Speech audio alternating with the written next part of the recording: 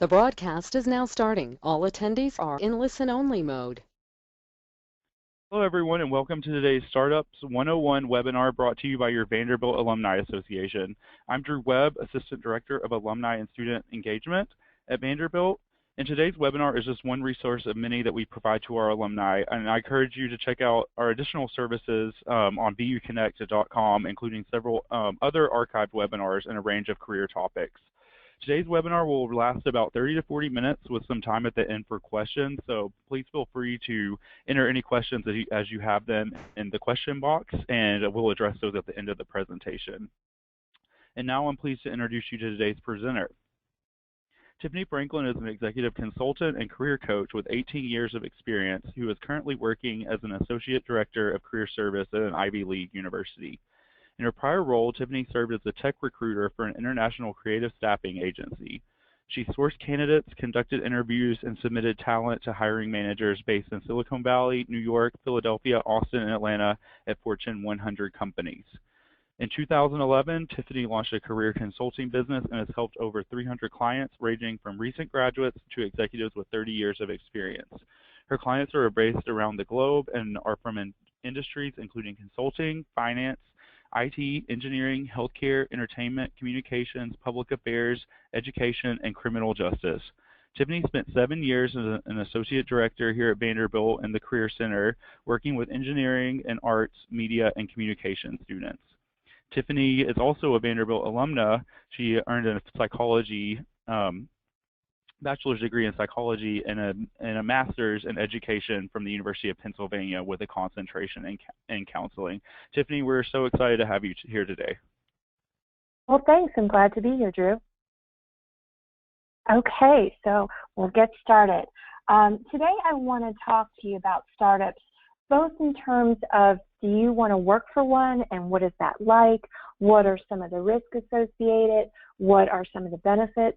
But then the second half of this is going to be about what specifically, if you want to start your own company, what are some resources out there for you? I have a lot of live links on here.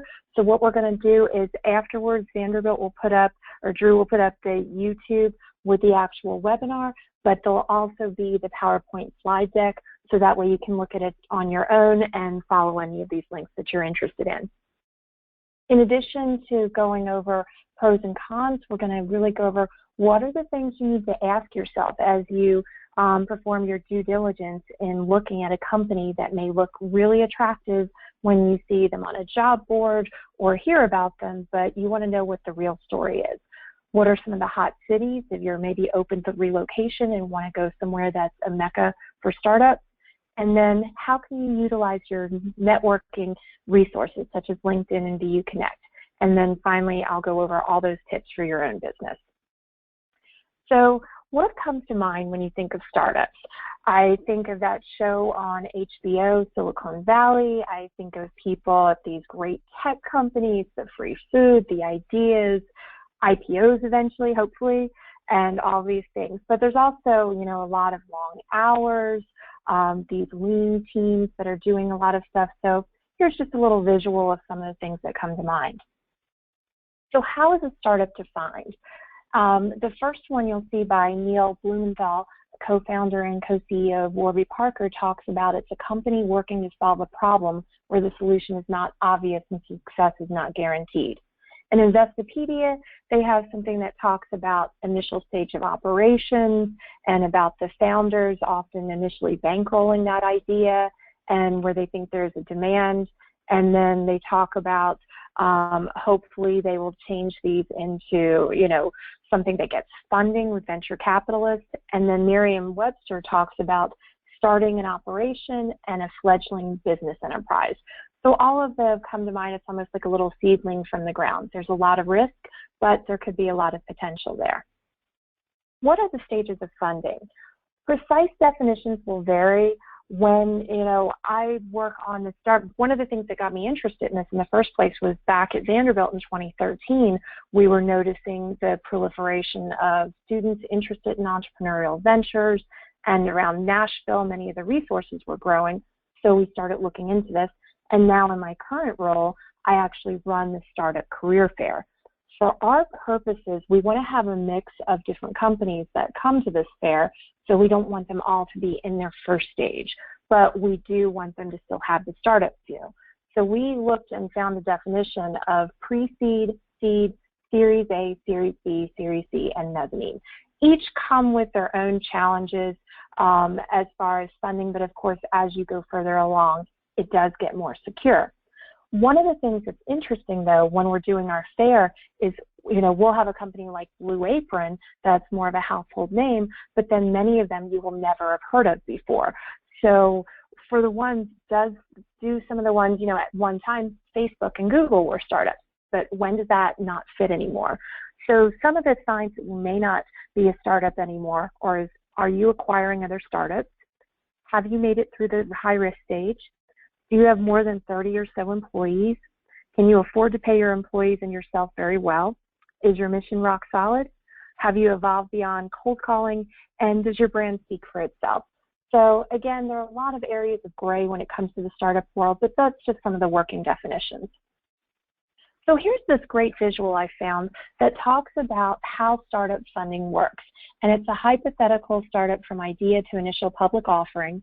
I got this from paulgraham.com, but it had resources from Startup Funding, Bloomberg, Funders and Founders, and Entrepreneur.com. I think what's so helpful about it, it shows you kind of what a potential path could be. From the idea stage where the person owns it 100%, then they may bring in a co-founder, family and friends may chip in, and you almost start to think about Shark Tank, whereas the people are potentially, pitching their ideas, they're giving up shares of that company. However, if through these ideas, these mentors, these investors and venture capitalists, they're able to take that idea to its fruition, then even if they only have 17% perhaps, then they could make a lot more than otherwise if they had just kept it on their own. So this may be something that as you're looking at the process and trying to visualize it, I think it's helpful. So what are some myths that are associated with startups? One is that if you want to work for a startup, that you have to be an engineer or all positions are technical in nature. And that really is a myth, because while technology is a big part of many of the startups, they still have needs in terms of business development, marketing, sales. So you may see an abundance of the tech roles, and of course it always helps if you know how to code, but it doesn't have to be a complete barrier to entry, and there are opportunities out there. The other one is there's less stability working for a startup compared to a Fortune 500 company. And this is a fact. The statement is true just by nature. Startups are more dynamic than these established companies of the Fortune 500. All startup positions are unpaid. This is a myth because startups may provide different types of compensation. It really will depend on their stage of funding. So you may see more compensation packages that include salary benefits, but also stock options could be part of it. So if visions of a startup are dancing in your head, let's really turn to some of the considerations and that you have to ask yourself if you see if this environment is right for you. So what are the pros and cons? You think in pros, the excitement, you get a lot of variety in your work. So instead of being in a big company in a cube, granted you'll probably be in a cube in this one or maybe at a table, but you could be working on many different job functions.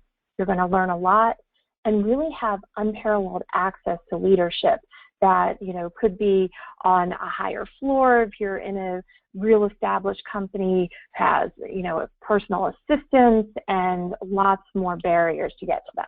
You could help guide the vision. And again, it's something that, do you feel passionate about this? On the con side, long hours. It is not unheard of to hear about people doing 12 to 16-hour days. It's a lean operation. So you may have 4 people or 20 people doing the work of, it could be 50 or more people as they're trying to propel it forward. Lots of responsibility. There's no coasting through. Not that there is in any job these days. Pay could be limited, and again, as we talked about, the risk.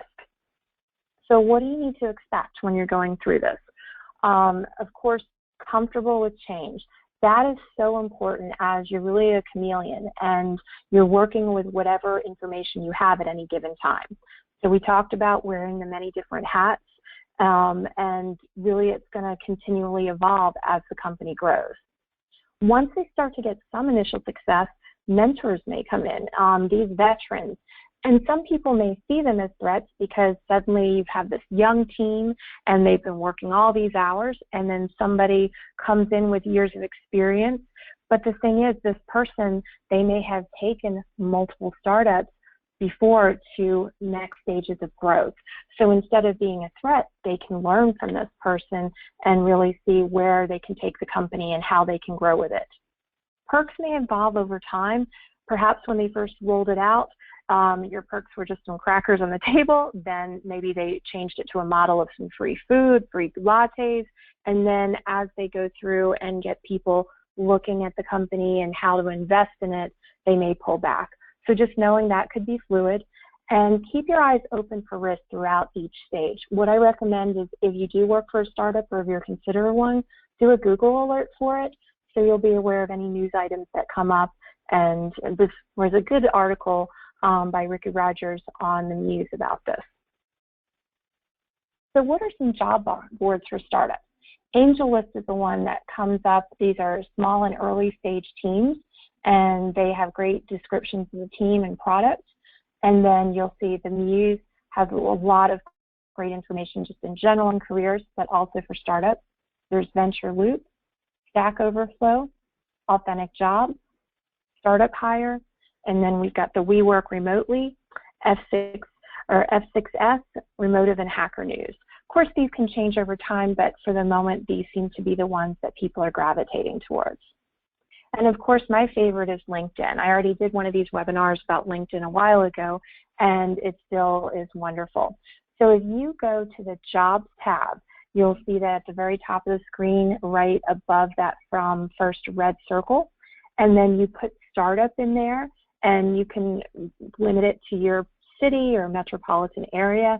You'll see there were 18,000, and I did this about 2 weeks ago. And then you can scroll down on the left side, and if you want to by industry, you can put in keywords. If you want to put business development, or if you want to put a technical skill in there, and you see that second circle under create job alerts. And of course, this is, beyond startups. This is for any type of jobs. I know when I was recruiting, that's where not only did I find my recruiting job through LinkedIn, but I also found my clients and the people that I was hiring through LinkedIn. So can't say enough about that. What are some considerations that you need to take when looking at a company? Basically, the chances of the business surviving beyond 5 years depends on its age, size, and industry sector. Now, you'll see a lot of headlines that'll say, 90% of startups fail. And the thing is, it depends on your source whether they'll say 50%, 90%, but again, it speaks to the risk of this venture. However, this is not intended to completely discourage entrepreneurs, but just to encourage them to work harder and smarter. So many of the companies that fail, they say it's due to a lack of market need for their product. Other reasons they fail could be they run out of cash, they don't have the right team, they get out-competed, prices, cost issues. Oh, excuse me, 1 second. Okay. It could be poor product, lack of a business model, poor marketing, ignoring customers, product mistimed, losing focus, not having harmony on the team. Maybe they didn't pivot when they should, or the pivot went wrong, lack passion, bad location, no financing, legal challenges, didn't use investors or advisors, burnout, and failure to pivot. And the reason I don't want to focus too much on the negativity, but I think it's important to realize, okay, what are the things that other people have struggled with? So whether you're joining a startup or you're creating your own, you want to really take the strategy period to look at what's been done before, what's worked, what hasn't, so then you can avoid those pitfalls on your own. So again, this really speaks to the importance of due diligence. And there's some articles I have below down there that you can check out later. So what are questions to ask yourself as you're considering a particular startup? What is your tolerance for risk? Are you financially ready to take this risk? Do you have a cushion? So if you work for a startup and then they're cooking along and then they go through a period of turmoil, do you have the money to jump ship and then get to something more stable or start your own? Also, what stage is the startup in now? Joining a very early startup where there's just a few people on a shoestring budget with no track record yet is the biggest gamble. So maybe you'll be better off that you can find a company while still small, has some proven customer base and demonstrated revenues. Not only is that less risky, but you'll learn more. Has the enterprise shown growth so far? If they've got some momentum, then there could really be some opportunities there. And you need to know the industry well enough to see whether this is a startup and a business that is likely to keep growing. As with anything, who's in charge? That is really key. Have they shown success, or better yet, do they have multiple successes in the past? I know whenever I've traveled out to San Francisco, I run into so many entrepreneurs there, and it's amazing to me. They're like, oh yeah, I'm on my 7th startup. So for some people, it truly is a way of life, and they sell it and then move on to their next adventure. Who's funding the company? It's fantastic if venture capitalists have invested, but that doesn't in and of itself tell you that much. And then you need to look at the investors who are also on board, research, what is their track record in investing? Do they have a solid history of backing winners? And then will you have a mentor? This is especially if you're just out of school, you want to learn workplace skills like resolving conflicts, influencing people, and, a mentor can be a crucial part of this. Or even if you've been out for a while and this is just new terrain for you in the startup world. Other things is, what will your role be? How much responsibility will you have, and how will you be able to shape that as it moves forward? And finally, do you have the right personality to shine in a startup? So much of it is going to be figuring things out for yourself, really taking that initiative. So if you are good at spotting opportunities and seizing the initiative to get things done, it could be a great fit for you. And working for a startup, it is definitely more challenging in some ways and takes a lot of energy, but if it's right for you, then you could learn more to start up in 1 year than you would at a big company in 5 years, some people will say. And, large corporations are always looking for ways to be more innovative and nimble. So if you have a startup in your background, then that could be something that you could definitely, it's a transferable skill that you can leverage in the future. So I've known many people that they'll bounce throughout their careers between Fortune 500 and startups. So what are some other due diligence resources for you? I like to look at it, when you're interviewing with a startup, do some research as if you were going to invest your money, because you really are investing it. You're investing with your career. So here are a few good articles to take a look at. When you're doing interviews, you want to really talk to members of the team, advisors, and you'll have a chance in an interview. Of course, obviously the tone will be different if you're a potential investor with your money versus a job applicant, and you'll have to tailor your questions accordingly to still be respectful. But I think you can ask some of those probing questions about, where do they see the future going and what is their plan, really going in with your eyes wide open and what your part of that would be. Talk to people who are really fans of the company, figure out what's going on with competitors. And I think if you look at the due diligence fundamentals, it's, figuring out people, products, market traction, and then, of course, what would the terms of your employment be with them. So if we look, networking is a very critical component of startups, especially with securing a job with them.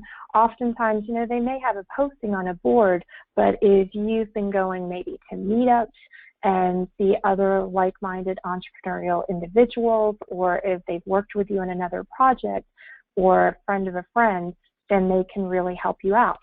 So I want you to, if you go on LinkedIn, and you'll see that My Network tab at the top. And even though I have premium, you don't have to have premium for this. This is all free. And you can type in startup and try it 2 different ways. I found more people when I did the hyphen in there, and then you'll see where they live. So, of course, Nashville has a great proportion of entrepreneurs among Vanderbilt alumni. You can see companies where they work. And, of course, you're seeing very big name companies right there. But what that means is, like I was saying, people often will bounce. They may work at Deloitte or Google a few years and then go work for a startup or vice versa. And you can see the job function in terms of business development, engineering, consulting. If you were to scroll down on that page, you would see actual people come up, and as you just keep going down, you'll see the year they graduated, where they're working, what their title is. And then if you go up on the very top of the white bar on LinkedIn, and then you change that just to the left of the word startup, you can change it from companies to, in this category, use groups, and then some startup-oriented groups come up. They're great to join that because then you can get your hand on the pulse of the startup community, see what they're talking about, see if there's events. If you're thinking about joining a startup, getting in one of these could be really beneficial to give you something to talk about in your interviews and to make some of those contacts. Now, networking. As I mentioned, there are meetups in every city, so you can find those for startup or entrepreneurs. There's mastermind groups, and there's an article about those, and those are basically if maybe you're thinking of starting a company or a venture, and you want to talk to people about what are some of the issues that you're coming up with along the way. It's a great way that you can have a subjective audience, or objective audience, talk to you about what are you doing, what's wrong, helping you problem solve. And of course, VUConnect is an amazing resource. If you look on VUConnect and then if you scroll down to the bottom, you see occupation industry, and entrepreneur business owner is one of the resources right there. So what are some of the options both in Nashville and beyond? There's the Entrepreneur Center, and they have some fantastic resources. Not only if you're an entrepreneur wanting to start your own company, but you figure they are the heart of the entrepreneurial community in town. And many of these entrepreneurial centers are popping up throughout the country. So if you think startups are in your future in some capacity, I would reach out to them, get to know their blog, see who they are, who should you connect with, what are some of the resources out there. Here's the blog for some of the resources with Nashville Entrepreneurial Center. They can connect you with an advisor. They have different program experts. So lots of ways to network and get to know that community. There's also WeWork. These are co-working spaces. So for entrepreneurs that are starting out and they want to have a meeting but don't want it to be in the local Starbucks, or maybe they just want to work somewhere outside their home, they can pay a monthly subscription fee and either get an actual desk, a cubicle, or they could get an office space. I think some of those are limited, have conference space that they can reserve, or just kind of bounce around the general area depending on their subscription. These are really proliferating across the country, and it's a great way to connect with people and, again, get part of that community. So here's their blog where they talk about different issues going on within the community. eSpaces is another very similar one, a competitor of WeWork within Nashville. So what are the 25 hottest cities for startups? If you look at these, you can see that Austin is at the top, and the Kaufman Foundation did this list, and what they were doing is rating them on new entrepreneurship per 100,000 people. What they were looking at is the opportunity share, or the number of new businesses that open because entrepreneurs see the market opportunity, and then startup density, which measures the number of businesses less than a year old with at least one employee. So this report painted an optimistic picture of small business environment, and you can see it throughout the country. Of course, the coasts are definitely represented, but you'll see Kansas City, Nashville, Columbus. So you don't have to be in one of the coast cities to feel like there's a community out there for you. So these resources that I just talked about, there's also multiple entrepreneurs organizations out there. Launch Tennessee. SCORE is a fabulous resource that, again, for your particular city, check that out. And then there's a great article in Forbes by Jesse Lipson about lessons from Vanderbilt and Rockefeller, Know Your One Big Thing. So I had to have that little Vanderbilt touch in here. Now we're going to turn to if you want to start your own company. And this is one of my favorite quotes, that entrepreneurship is living a few years of your life like most people won't, so you can spend the rest of your life like most people can't. So what are the traits of a successful entrepreneur? It's having confidence, are you competitive? Do you have a hard time turning work mode off? That focus, that, being able to really initiate projects and stick with them, self-motivated, a leader, that passion for creating new things, being willing to take risks, creative, and, really advocating for your brand. Here's another quote that I like, talking about the entrepreneurial mindset, and this is by one of the sharks on Shark Tank, that entrepreneurs are willing to work 80 hours a week to avoid working 40, which I think says so much.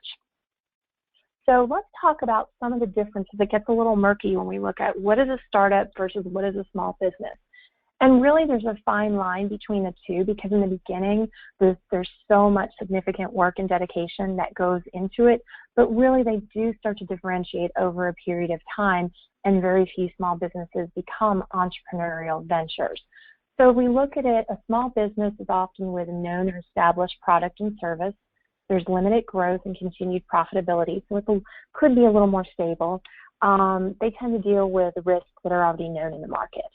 Entrepreneurial ventures are really like the Wild West. It's new, innovative offerings. They're going for that targeted rapid growth and high productivity. So basically they're taking that big swing. So there may not be as high of a probability of success, but they're going for it. And then there's this category, solopreneurs is a term that's popping up, versus an entrepreneur working alone. And essentially, solopreneurs don't wait for a buyout. The entrepreneur will work hard to build his business, but maybe isn't quite as attached to that concept as a solopreneur. So many, but not all, of entrepreneurs may build their business with at least a small hope that a much larger company like Google will come along and offer them millions of dollars for it once it grows. That way they could easily sell that and start a new one. Of course, many entrepreneurs have turned down buyout offers to continuing pursuing their passion, so this isn't a defining difference.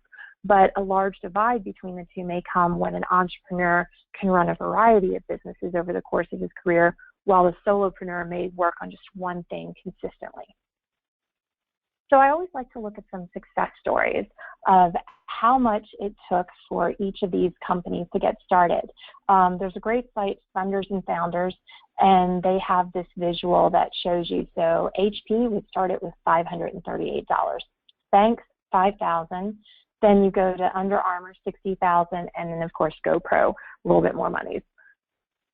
So if you want an idea of how to raise money, and I realize that some of this is a little small on there, but again, you'll have the presentation and all the sources are there, so you can look at this on your own.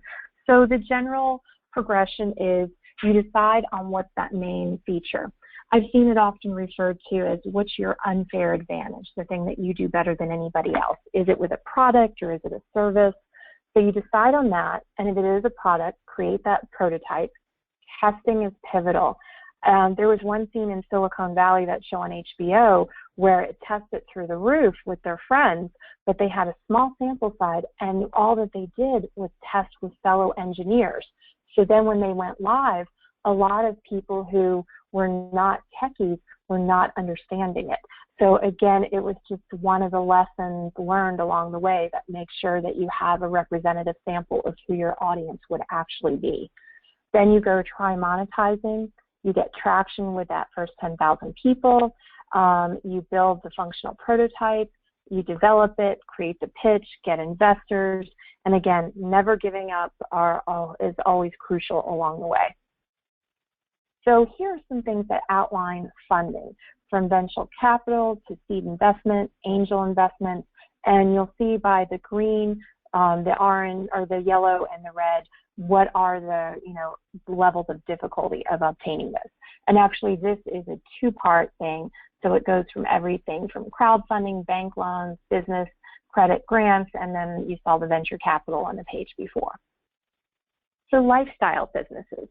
This is another one that I don't know if any of you read Tim Ferriss's The 4-Hour Work Week, but basically it's all about getting your startup to grow big enough, or your small business to grow big enough to provide a return to a startup is all about growing big enough to provide a return to investors, whereas the lifestyle business is to provide great quality of life to its owners.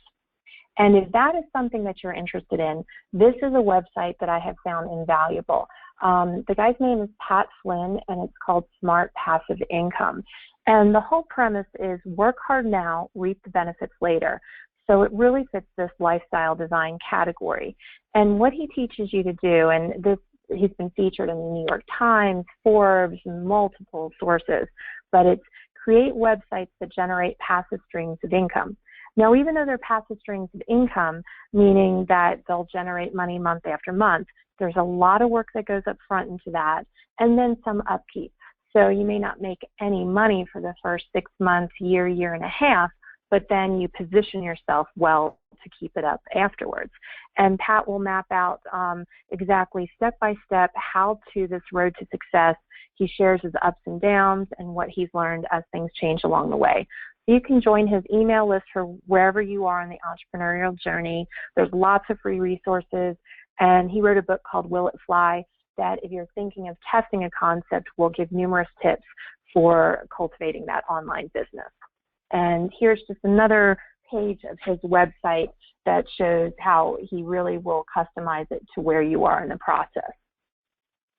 So if you have an idea for an app, but you're not a developer, I have a few resources right here about what are some specific things you can do to connect with the right people in the tech world and then try and bring that to fruition. Now, what are the steps to starting a business? The U.S. Small Business Administration has an excellent site, and they have delivered millions of loans, loan guarantees, contract, counseling sessions, and other forms of assistance to small businesses. So those 10 steps are, first, you want to write a business plan, and they have tools and resources to help you do that. You want to get some assistance and training, so there's free counseling sessions from preparing that business plan to securing finance, expanding or relocating a business. You want to choose your location and make sure it's customer friendly and will comply with zoning laws. You want to finance it. So again, how to get some of those maybe government-backed loans, venture capital, research grants to get you started. Determining the legal structure of your business is really important. So what is right for you? Maybe it's a sole proprietorship, which is the easiest and cheapest to get started. However, it can be a little risky because everything's in one pot. So, with home ownership and with different things, that may not be the best for you. There's partnerships. There's limited liability corporations, which are very popular. There's S-corps, nonprofits, and cooperatives. Again, I'm not an attorney, so by all means, use these resources so you can research each type and see where your particular business is, what will make the most sense for you. You want to register a business name, doing business as, get your bank accounts for that, keep the money separate from your personal money. Register your business name with your state government, get that tax identification number. As far as taxes go, you'll probably have to, if you're a sole proprietor, you'll have to start paying on quarterly basis. And again, the other formats, you'll have different times when you'll have to do that, so you want to connect with an accountant. As you register for state and local taxes, you will get that tax identification number, maybe, and you also may look into different types of insurance. For some people, they may want to do errors and omissions insurance. As you get your business license and permits, you'll get a list of federal, state, and local licenses and permits that are required within your industry. You'll understand your employer responsibilities. That's step 9, looking at the legal steps to hire employees. And then step 10 is contact your local small business office to learn more about how they can help. For startup resources, there can be specific resources available out there. For them, micro businesses, often defined as those under 9 people, and underserved or disadvantaged groups. So, for instance, there could be a group for environmentally friendly green businesses, home-based businesses, online, self-employment, minority-owned businesses, veteran-owned, or women-owned. So what are some other essential resources for you? We'll get to that in a second. But I always like to kind of look at this inspiration along the way, thinking even though this can be daunting, a year from now, you'll wish you had started today. One thing that obviously if you have your own employment attorney or business attorney, use them and your accountant. But if you're trying to get your business started on a shoestring budget, LegalZoom is really great.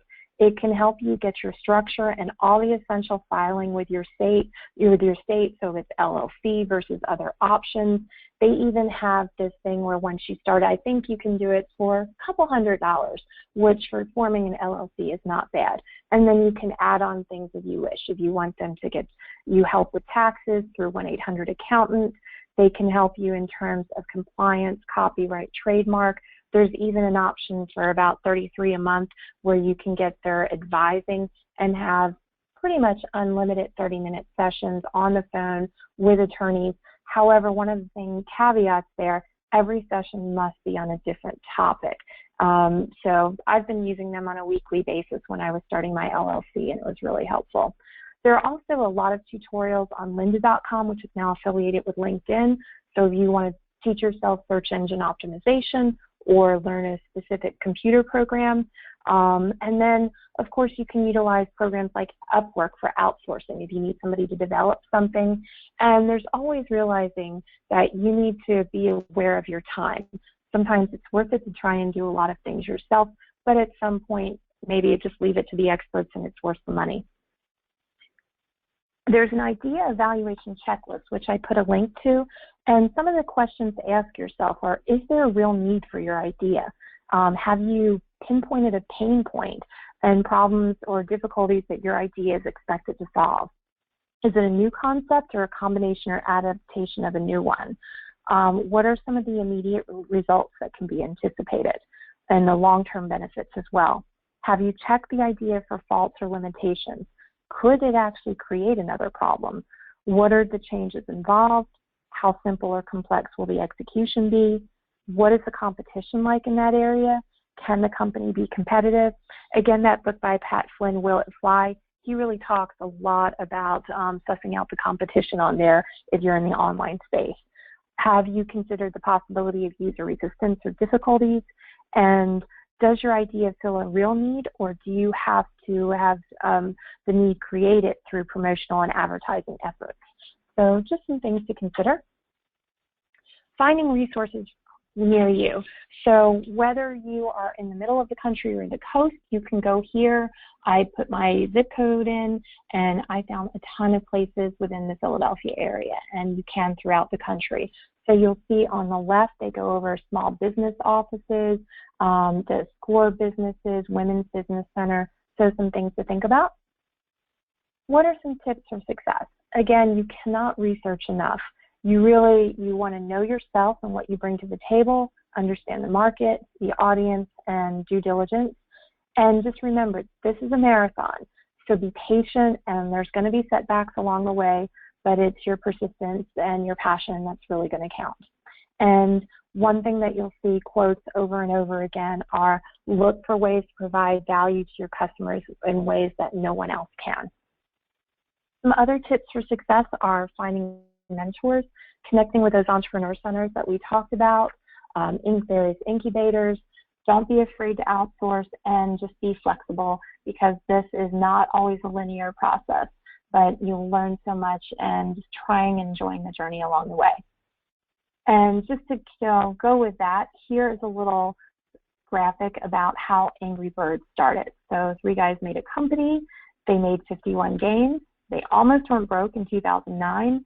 They wanted to make one more, so they started sketching 10 ideas a day, and then one of those ideas was a little Angry Bird that many of us knew for a while.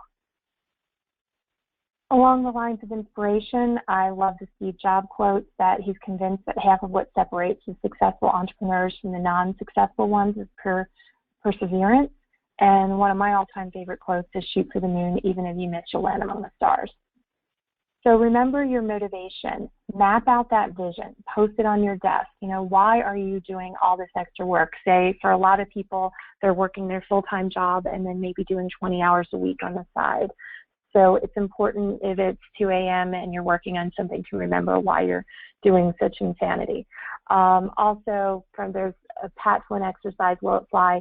If you meet someone at the airport for 5 years from now and you're updating each other on your lives, What are you going to say? What is your life going to look like?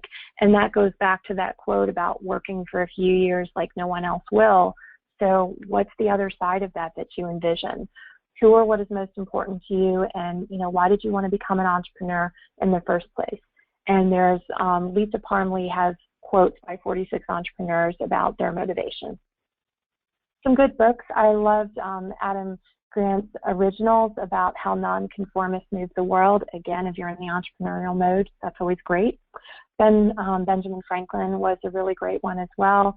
And then there's some other lists right here that list a bunch of books that you may want to consider. And some final thoughts. As Einstein said, logic will get you from A to B. Imagination will take you everywhere. Mark Twain talked about 20 years from now, you'll be more disappointed by the things you didn't do than by the ones you did. And then Peter Drucker, the best way to predict the future is to create it. So here's to everyone in 2017. I hope this is your time to succeed.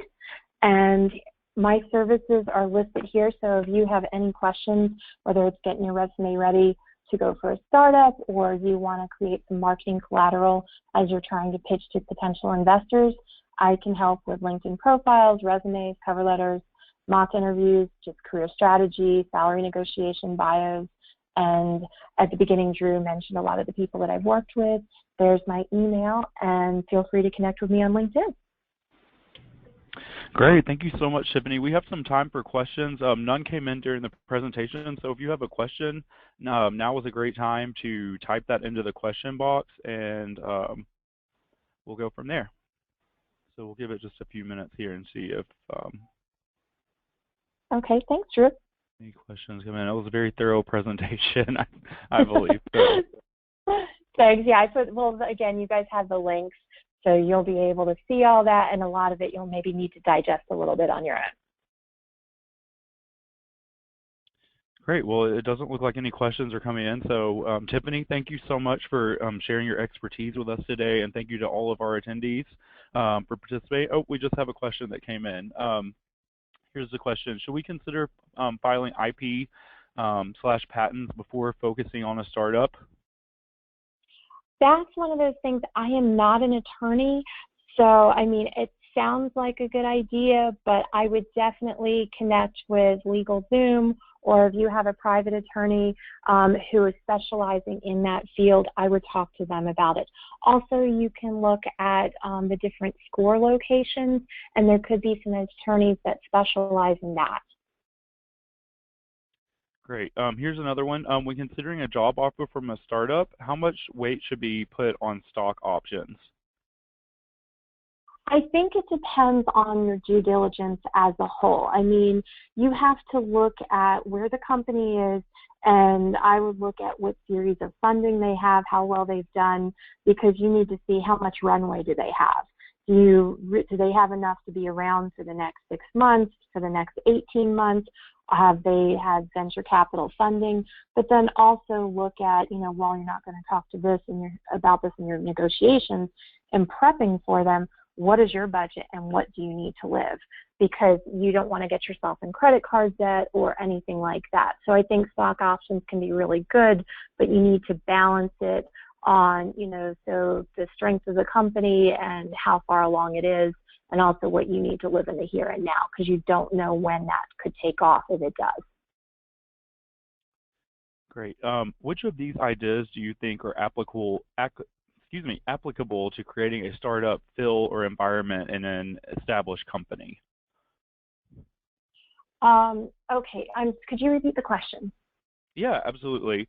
So I think he's asking, what kind of startup ideas, startup kind of, like you said, Okay. the environment, the perks, that kind of things. Mm-hmm.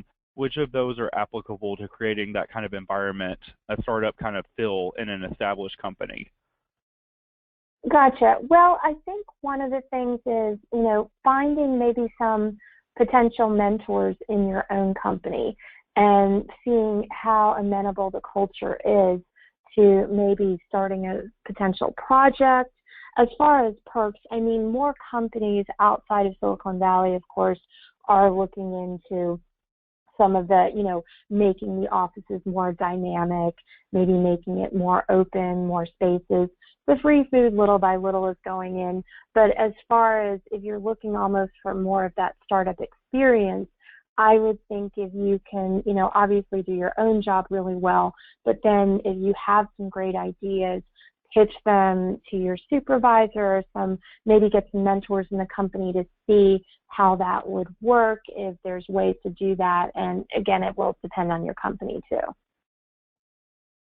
Great. Well, Tiffany, thank you again, and thanks to everyone who participated today. Again, as Tiffany mentioned, she offers a range of career-related services and has helped many Vanderbilt alums in the past. I've heard great feedback from people that she's helped in the past, so I encourage you to follow up with her if you need a little extra one-on-one guidance. And, of course, you can also interact with your alumni peers on our Vanderbilt LinkedIn group and on VUConnect, where we have over 6,000 alumni career advisors whom have been offered to be contacted for job and industry advice.